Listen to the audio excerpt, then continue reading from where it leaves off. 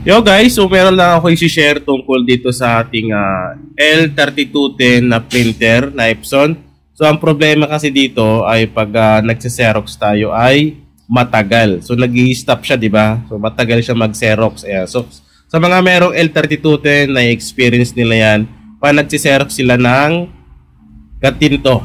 Ayan. So kahit anong documents pag nagse-Xerox sa ID or photo or printed na documents pa nagsiserox ka sa L3210 ay napakatagal. So i-share ko lang yung ginagawa ko kung paano mag Xerox dahil do sa customer natin may dalang katulad dito. So assume natin ganito yung ipapa-Xerox niya tapos maramihan. Okay? Nang mabilis na way. So ipapakita ko yung ginagawa ko. Ayan. So share ko lang yung ginagawa ko kung paano mag-Xerox na mabilis para sa mga baguhan pa lang sa ating printing business. Okay, so ito yung magiging sample natin. Itong ID na to. Isi-Xerox natin siya ng mabilis. So dito sa ating tutorial guys, hindi lang yung pag-Xerox, kundi yung isa pang way na ituturo natin o ituturo ko. Okay guys, so pag nag-Xerox ako, ang ginagawa ko ay ini-scan ko muna. Yes, ini-scan ko muna kung maramihan tapos ipiprint ko siya na mas mabilis-bilis kaysa doon sa pag-Xerox ng manual gamit yung L3210 natin. So alam naman natin lahat yan sa may mayroon na L3210 na mabagal mag-Xerox or mag-print yung ating L3210. So dito ituturo ko kung paano yung paggamit sa ating scan.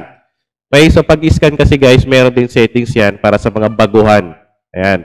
So dito ang gamit natin ay Epson Scan 2. So wala pa nito. Install nyo lang. Libre lang yan. Ilalagay ko na lang yung link yan sa description or sa comment section para i-download nyo na lang. Para lang to sa mga Epson yung may scanner tulad ng L3210 natin. Okay? So dito yung scanner niya, syempre, i-click mo yung Epson L3210. Yung mode niya ay kung documents yung i-scan nyo guys, ilagay mo ay document mode. Okay? Kung documents yung ipapa-Xerox ng client nyo ng maramihan. Pero kung photo, yun ang ilalagay mo. So, bibigyan ko kayo ng idea kung ang pina-scan sa inyo ay ID, tapos ang settings mo ay document mode. So, ganito ang pagkakaiba niyan. So, ilagay natin ay document mode. Okay? So, A4 size. Ayan o.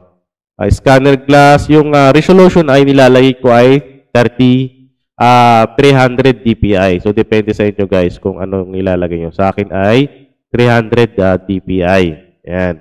So, dito, sa baba ay yung image format niya ay PNG dapat o pwede naman JPEG. Ayan. Depende naman sa inyo kung PDF.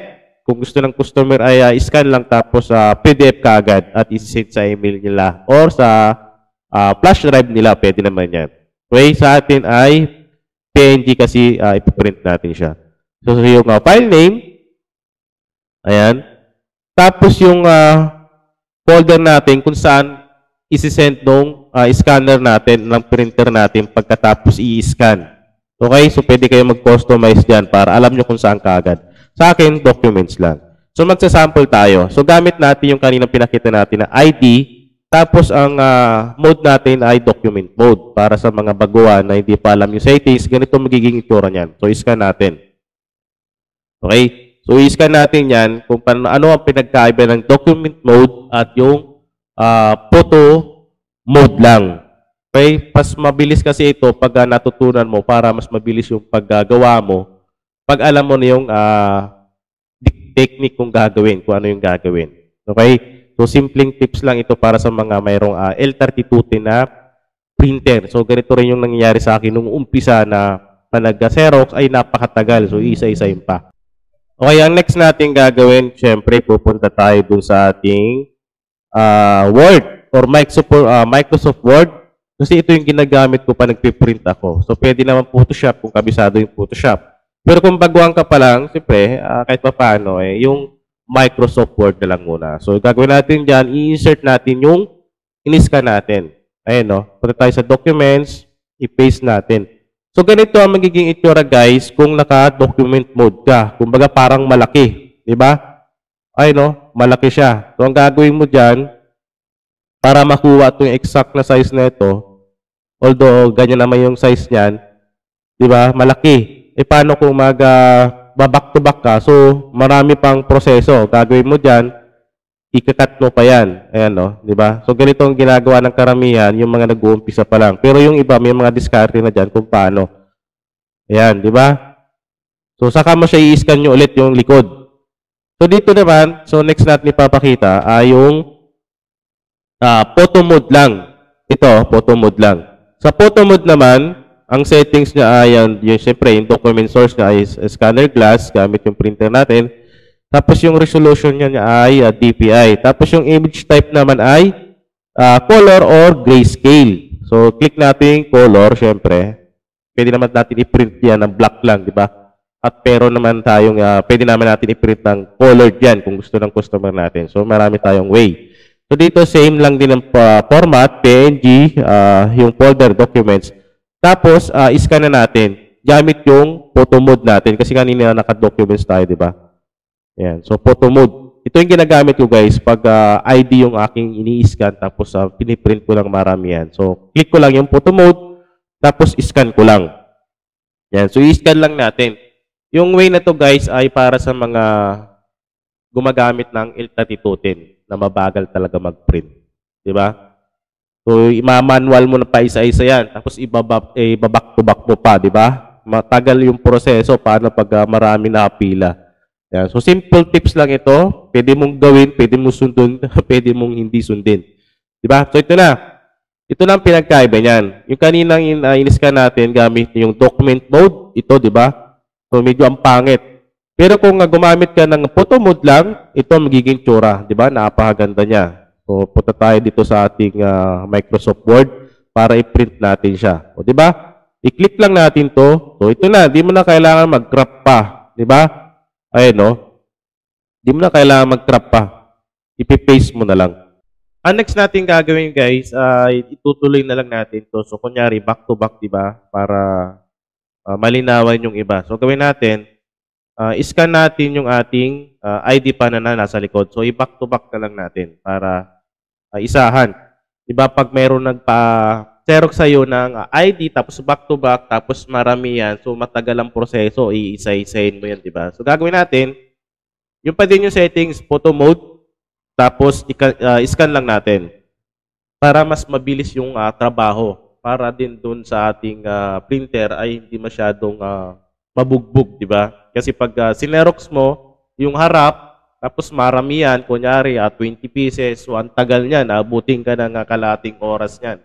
Hindi ko lang sure kung kalating oras talaga, o mas mataas pa, di ba? Tapos iba back to back mo pa yan, di ba? So medyo matagal. Okay? So dito, ayan. So in-scan natin yung kabila. Tapos, ang gawin natin, syempre, i-paste na lang natin siya dito. Diba? Yung size niya ay yung pa din.